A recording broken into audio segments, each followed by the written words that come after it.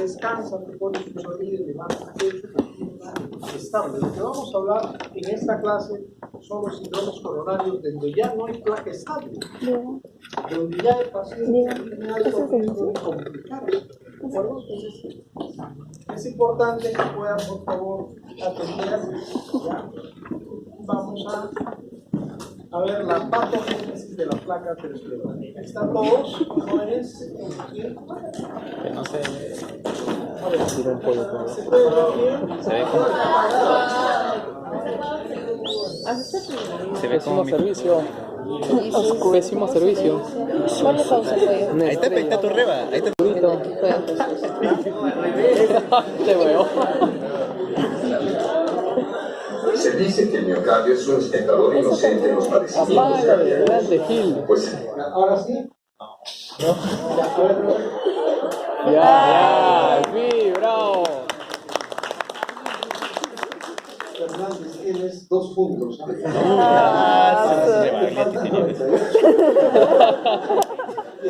ahora sí, atención, por favor, esto es bien importante.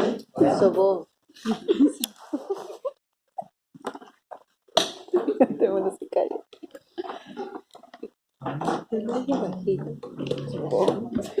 Toma, Manuela. ¿Qué pasó? se dice que el miocardio es un espectador inocente en los padecimientos cardíacos, pues el principal problema está en los vasos sanguíneos, cuya principal enfermedad, la aterosclerosis, se debe a varios factores de riesgo, como elevadas concentraciones de LDL representadas por círculos amarillos. Por supuesto, hay muchos casos de aterosclerosis en que el colesterol se encuentra en el rango promedio, pero la enfermedad es producto de otros factores de riesgo no tradicionales. Analicemos el caso de proteínas de baja densidad. Cuando se mantiene elevada, puede acumularse cerca de las paredes y oxidarse, representadas en color marrón, fenómeno que inflama las células endoteliales y eleva la concentración de moléculas por los leucocitos inflamatorios. Estos penetran en la íntima, donde toman algunas de las partículas de lipoproteínas y las transforman en células escumosas características de la banda adiposa aterosclerótica. Esta suele crecer hacia el exterior. La complicación empieza cuando las células lisas de la íntima empiezan a secretar moléculas.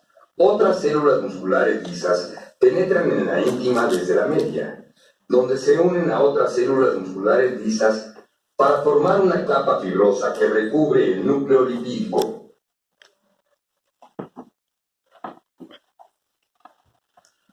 Cuando los factores de riesgo persisten, el núcleo lipídico crece e inicia una respuesta inflamatoria.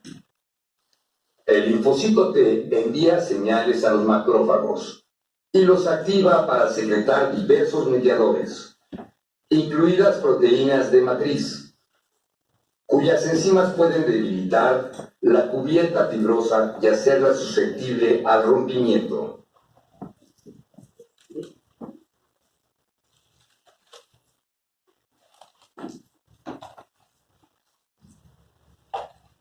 Cuando se rompe la cubierta fibrosa, suele producirse un trombo, que puede dar lugar a infarto miocárdico agudo, manifestado por elevación del segmento ST.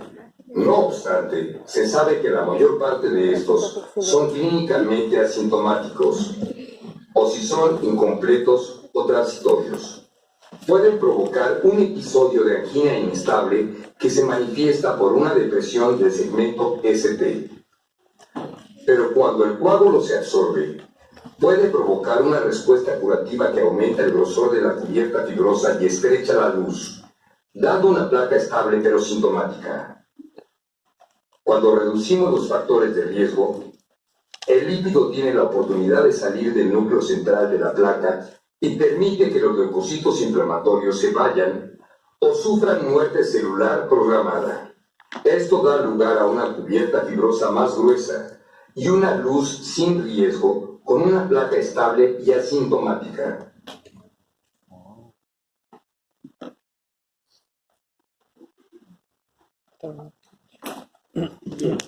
Entonces, creo, jóvenes, que una figura vale más de 1000 palabras.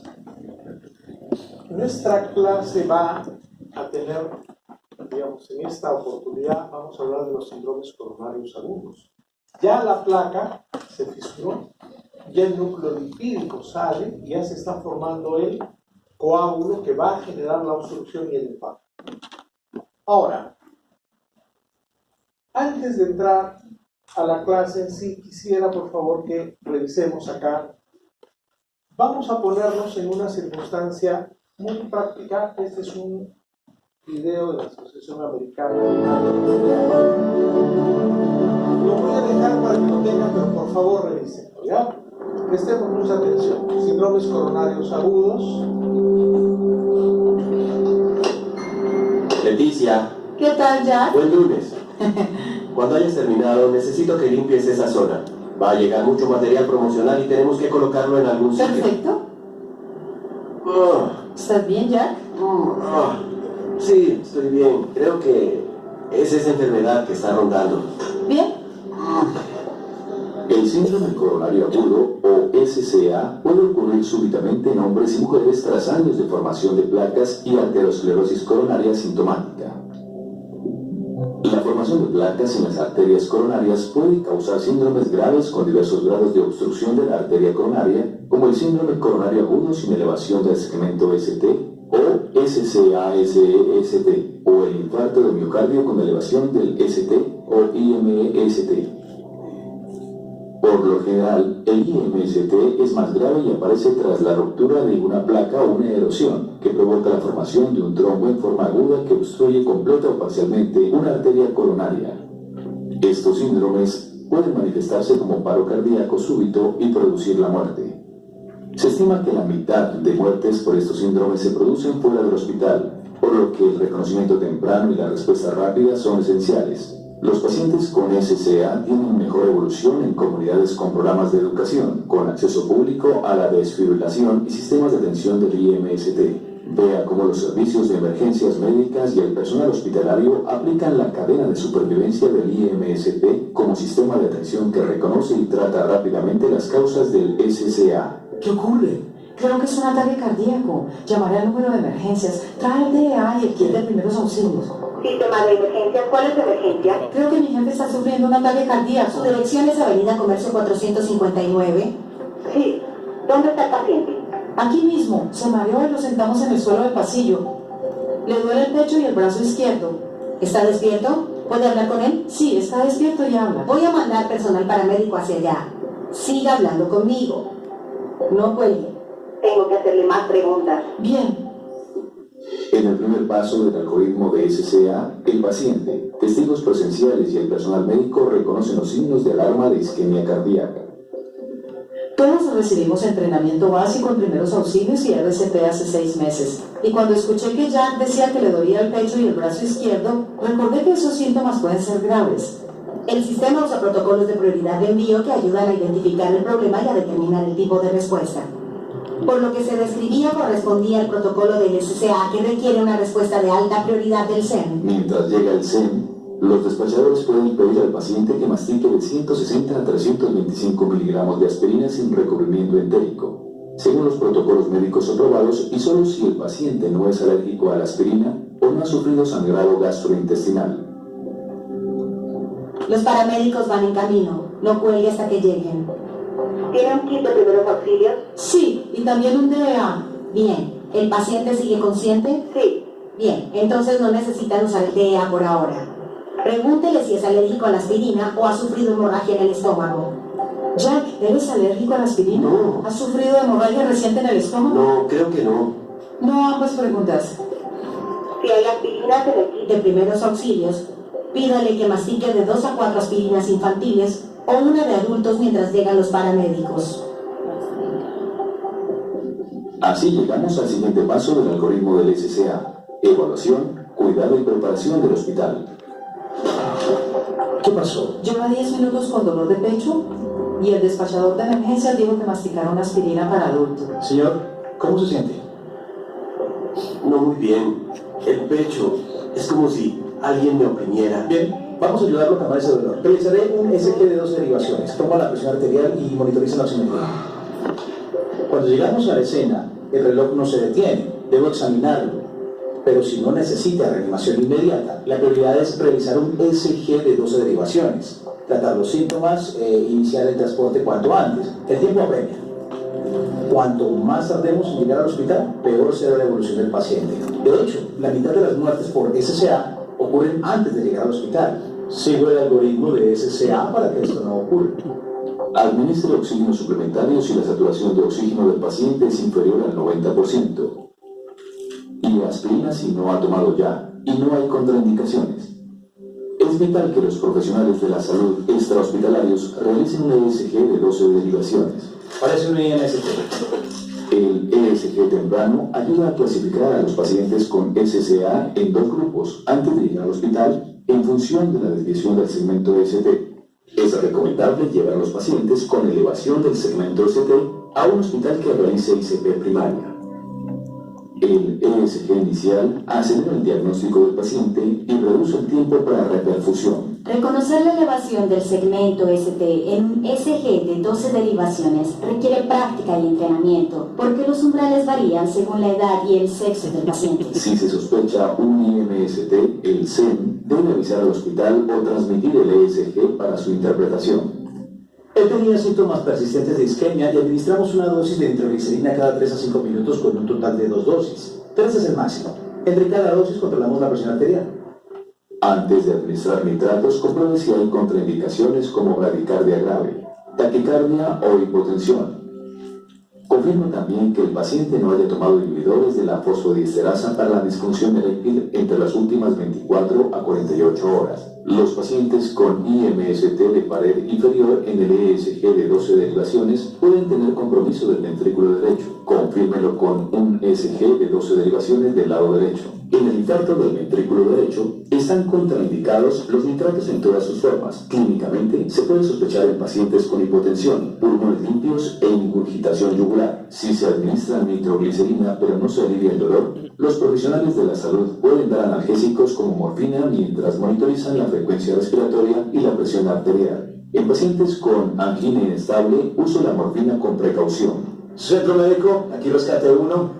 Tenemos un hombre de 46 años con alerta de IMST, dolor de pecho desde hace media hora, signos vitales PA 104/78 con frecuencia cardíaca del 96 y oximetría de pulso del 95%.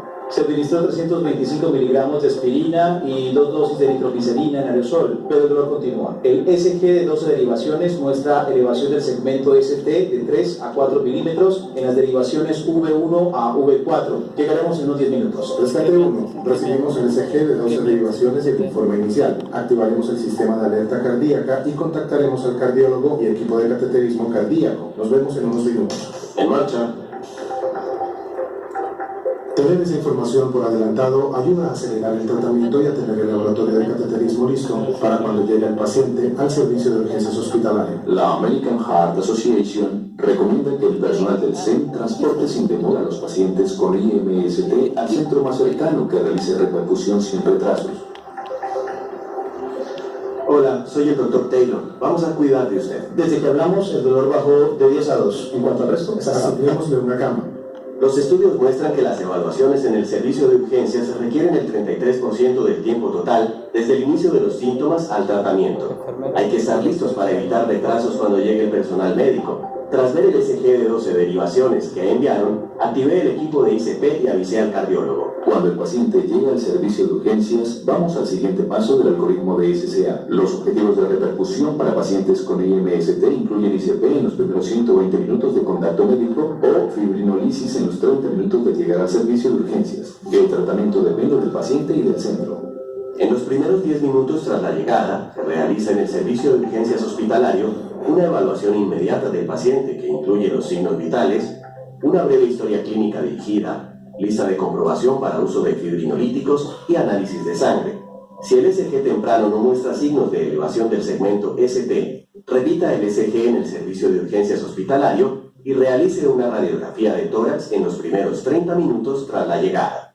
Tome el panel para IMST, active al equipo y lo llevaré al laboratorio de cateterismo en cuanto el equipo esté listo. El tratamiento adyuvante incluye la heparina no fraccionada o de bajo peso molecular, vivadirudina, inhibidores de B2 y 12, nitroglicerina IV, beta bloqueantes e inhibidores de la glicoproteína 2B3A. Hola, soy el doctor Taylor. ¿Cómo está? ¿Ha sufrido un ataque cardíaco? Me temo que sí, pero los signos vitales están mejorando y le hemos trasladado al laboratorio de cateterismo para explorar el corazón y las arterias y tratarle. El doctor Abrams es un gran cardiólogo. Le ayudará en los siguientes pasos. Se queda en buenas manos. ¿Bien? Gracias. El paciente presentaba una elevación del segmento ST de 3 a 4 milímetros en las derivaciones V1 al V4, lo que indica que la arteria DA está obstruida. Mi primer objetivo es abrir la arteria de inmediato con ICP y restaurar el flujo sanguíneo normal. El último eslabón de la cadena de supervivencia del IMST es el tratamiento. La estrategia de reperfusión para pacientes con IMST es ICP, cuando los pacientes tienen un periodo de 120 minutos desde el primer contacto médico o 90 desde la llegada al servicio de urgencias hasta el inflado del balón en el laboratorio de cateterismo. Hola, señor Brennan. Soy su cardiólogo, el doctor Abrams. ¿Cómo se encuentra? No muy bien. Espero que mejore pronto. Quería decirle lo que ocurre. He revisado su ECG y parece que tiene una obstrucción en una de las arterias de su corazón. Ahora, para abrirla, realizaremos una ICP para restablecer el flujo sanguíneo al corazón. Básicamente introducimos un catéter en la arteria obstruida. Inflamos un balón para desobstruir la zona afectada y colocamos un stent para mantener la arteria abierta. Cuanto antes lo hagamos, menos será el daño que sufra el corazón. ¿De acuerdo? Bien. Comprendo. Estoy listo. Bien. Veremos qué podemos hacer para que mejore. Muy bien. En la ICP se abre la arteria bloqueada con un pequeño globo y se introduce un stent o resorte metálico para mantener el flujo sanguíneo del corazón. Al decidir entre esta estrategia de reperfusión y el tratamiento fibrinolítico, el personal del hospital debe tener en cuenta diversos factores. Los estudios demuestran que el retraso del tratamiento aumenta la mortalidad en ambos grupos, con independencia de la estrategia de reperfusión, pero era más pronunciado entre los pacientes a los que se les administró drogas fibrinolíticas. En estos casos, cuanto más tiempo pase, más músculo se pierde. Cuanto mejor se coordinen los CEM y centros médicos y más rápido administren el tratamiento, más músculo cardíaco y pacientes podrán salvarse. El paciente evolucionó muy bien, pero no hubiera sido así si no se hubiera seguido cada eslabón de la cadena. Todas las piezas encajan a la perfección y todo comenzó con una llamada de un compañero de trabajo. El operador telefónico administró aspirina antes de nuestra llegada. Llegamos a tiempo, identificamos el IMST y le trasladamos rápidamente al hospital, donde estaban preparados para la ICP. Gracias a eso, hoy ha vuelto a trabajar.